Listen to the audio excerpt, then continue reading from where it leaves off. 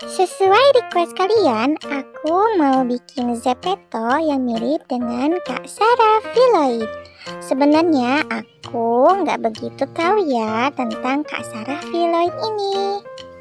Karena kalau aku nonton tuh biasanya nonton Nafisa Fidela dan Kak Ani Nurhayani. Jadi maaf banget ya teman-teman kalau misalnya Zepetonya nggak terlalu mirip dengan Kak Sarah Filoid.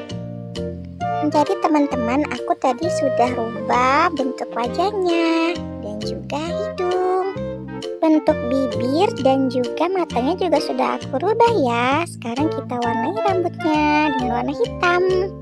Dan jangan lupa pakai kacamata. Ganti bajunya deh. Ya, udah jadi Kak Sarafi.